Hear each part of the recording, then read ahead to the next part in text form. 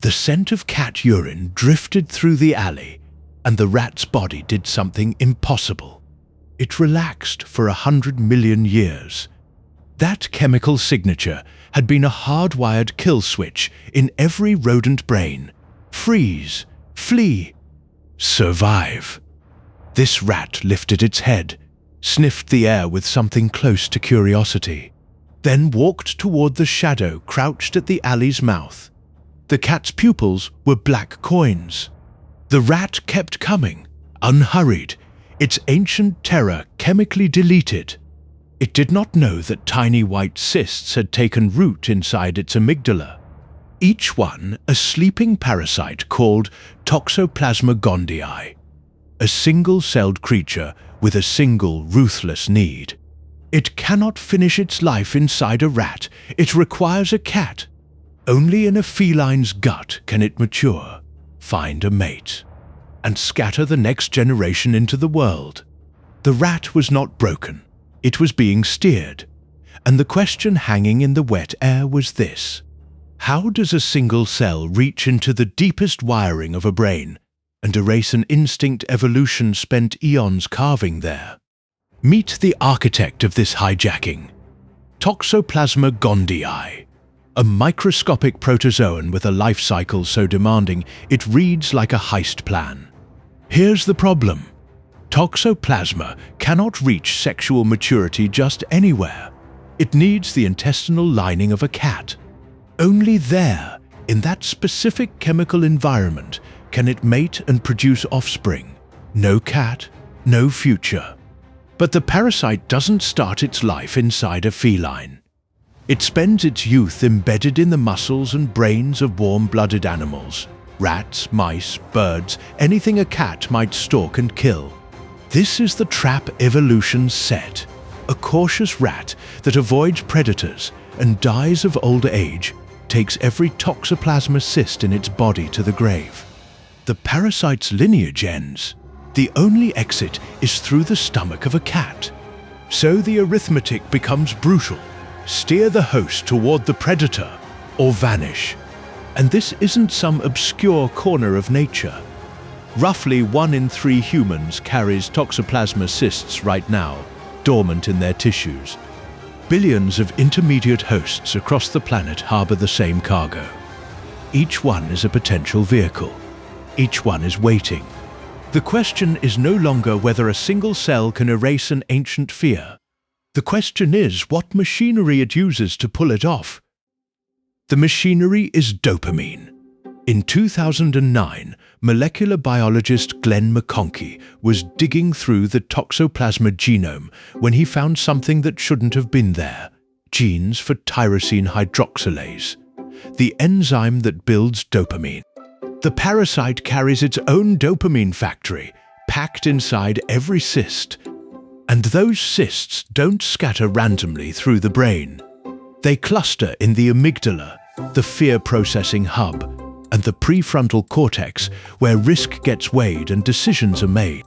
For years, the cysts sit quietly, leaking parasites that manufacture dopamine, right where terror should be firing. The rat still smells the cat. The alarm still rings, but the signal no longer registers as danger. Worse, the extra dopamine appears to flip the scent into something appealing. The parasite hasn't destroyed the fear circuit, it's repurposed it. And here's the unnerving part. Every warm-blooded animal with a limbic system runs on the same basic chemistry.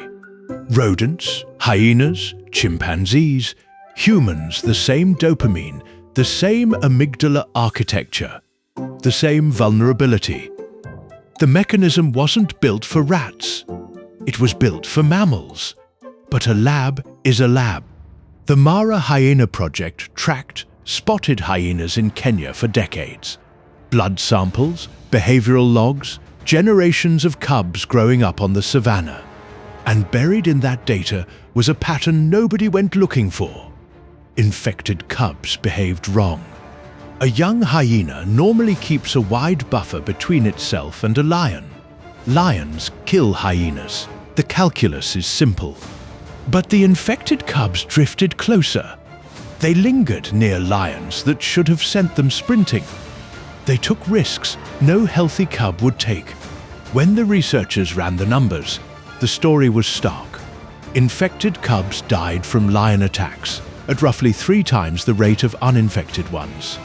This wasn't a laboratory maze with a dab of cat urine in the corner.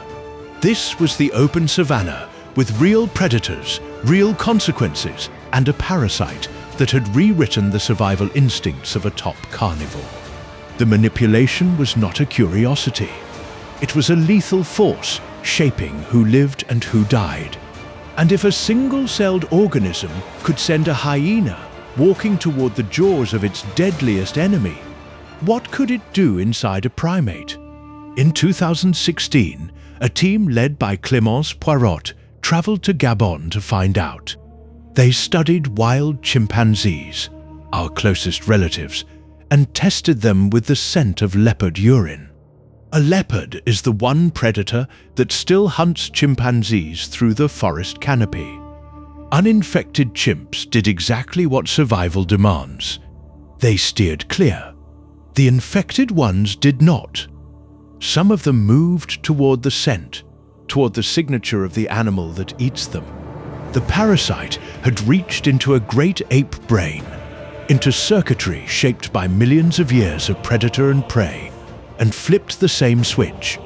This is not a rat trick, it is not a hyena trick.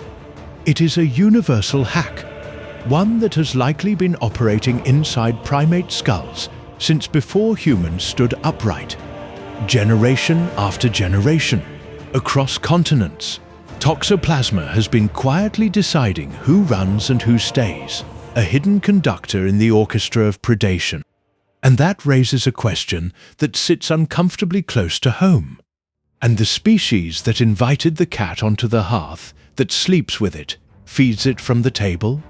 Jaroslav Fleger, a Czech evolutionary biologist, started asking that question in the 1990s. He screened thousands of volunteers for Toxoplasma antibodies, a silent marker of latent infection, then ran them through reaction time trials and personality inventories. The data whispered something wrong. Infected men scored lower in conscientiousness, higher in impulsivity. Infected women tilted the opposite way, warmer, more socially open. The shifts were small, subclinical, invisible to the person living inside them. Then, Fleger pulled traffic records. Drivers with latent Toxoplasma carried more than 2.5 times the risk of a road accident. In the split-second calculus of braking and swerving, their responses lagged just enough. Cysts dormant in brain tissue were leaning on the machinery of risk assessment itself. And the number that lands hardest, roughly 1 in 3 humans on Earth, harbors these cysts right now. Most will never feel a thing. The parasite had already slipped past the species barrier that matters most. The question was no longer whether it could reach beyond rodents and primates. It was whether any warm-blooded nervous system on the planet was beyond its grasp. The answer, when it came, was that nothing was safe. Cats shed millions of oocysts in their feces, microscopic capsules with walls so tough they survive more than a year in soil or water. Rain washed them into rivers, wind lifted them into feed. Earthworms swallowed them, birds ate the worms, cattle grazed contaminated pasture. The parasite moved through the food web like a rumor, indifferent to species. It turned up in sea otters off California, in dolphins, in Arctic foxes. Wherever warm-blooded animals lived, Toxoplasma found a way in. Once inside, it insisted in brain tissue and waited. The numbers were staggering. Over 1/3 of humanity carried it. In some ecosystems, most mammals might be infected. The implications settled cold and heavy. Ecologists had been mapping predator-prey dynamics, migration patterns, risk-taking behavior, as if every animal made its own choices. But a hidden variable had been at work all along. A chemical edit to the fear calculus of entire food webs. The puppeteer had been pulling strings for millions of years. Science was only now learning to see them. And that raised a question no one was ready to answer. If a single cell could rewrite the caution of a rat, a dolphin, a fox, how much of what we call behavior has been quietly borrowed for millions of years to feed an ancient hunger in the gut of a cat? So the rat walks toward the scent of cat urine. Not suicidal, just edited. A single cell, no brain, no plan, has been reaching across species for millions of years because the warm, dark intestine of a cat is the only place it can complete its life cycle. Everything else, the dopamine tweaks, the silenced alarm bells, the hijacked fear circuits, is just the path it carved to get there. And the reach of that editing is staggering. It shows up in rodents, in hyenas that lose their caution around lions, in chimpanzees drawn toward the scent of their leopard predators, and in us. 1 out of every 3 people on Earth carries dormant Toxoplasma cysts in their brain right now. The parasite has been quietly rewriting the fear of warm-blooded creatures for longer than humans have existed. Not to harm, not to kill, just to complete a journey that began in the gut of a prehistoric wildcat. Which forces a question no one is comfortable sitting with. If a single cell can borrow your caution and spend it on its own survival, how much of what you call your instincts was never really yours to begin with? A door opens. A house cat slips inside.